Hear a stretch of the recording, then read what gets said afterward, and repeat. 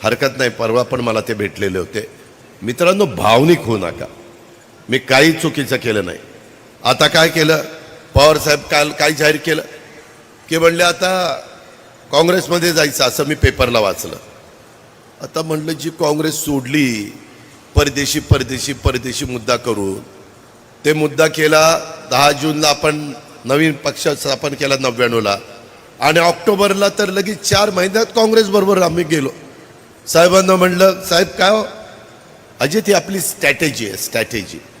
आता स्ट्रॅटेजी म्हणल्यावर जे हुजूर आणि आम्ही आपलं करायचो. मित्रांनो, कधीही शब्द मोडला नाही 30-32 वर्षात. मला सांगा, आता मी पण 60च्या पुढे गेलो राव, किती दिवस आम्हाला कधीतरी चान्स आहे का नाही? आम्ही काही चुकीचं वागतो का? त्यामुळं भावनिक होऊ नका. तुमचे प्रश्न तुम्ही बारामतीच्या पण लोकांना विचारा. आम्हाला पवारसाहेब आमचं दैवत आहे, त्याबद्दल दुमत नाही. परंतु प्रत्येकाचा काळ असतो.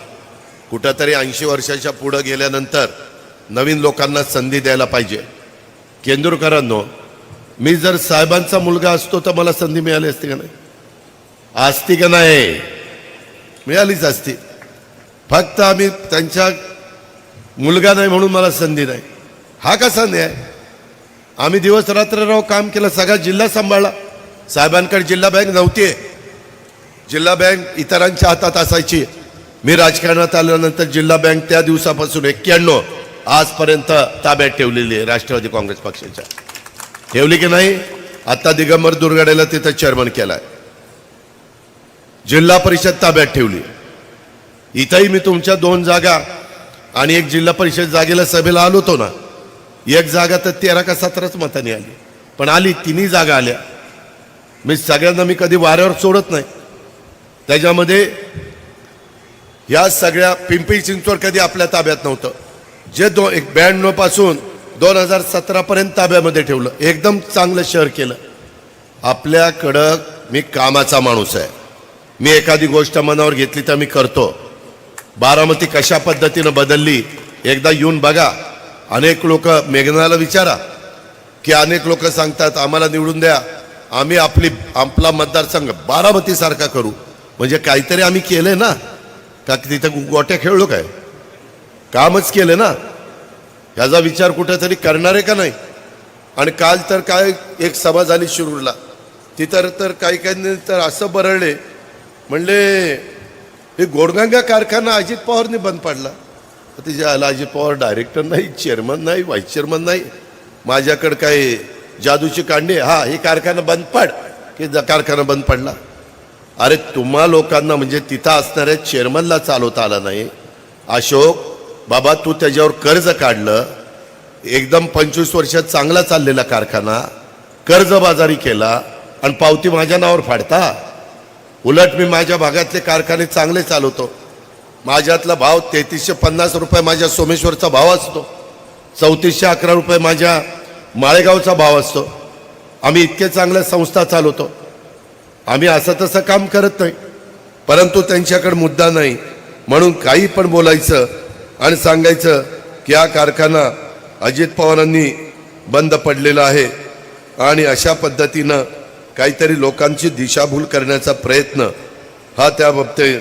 आणि कारण काय सांगितलं, 30/6/2024ला अशोक बापू बाजूला गेले म्हणून थकबाकीत पक्षात फाटाफूट होण्या अगोदर कर्जन हे झालं, दुरावस्था झाली.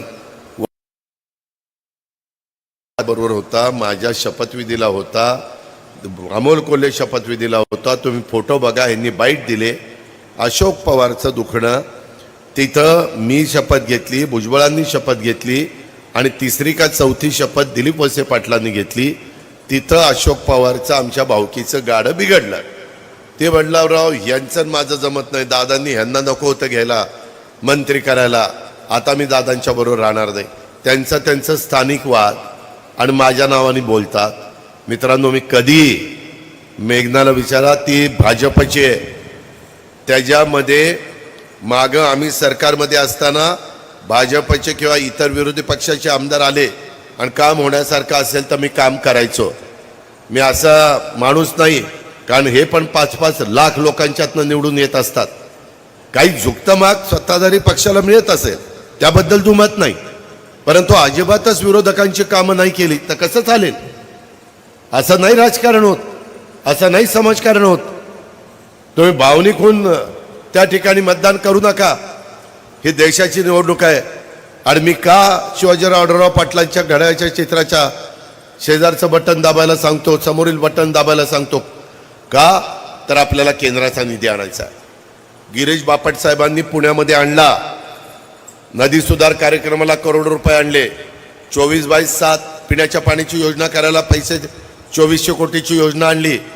टर्मिनल 500 कोटी रुपये, पुणे एअरपोर्टचं टर्मिनल चांगलं करायला आणले. मेट्रोला 16,000 कोटी रुपये आणले.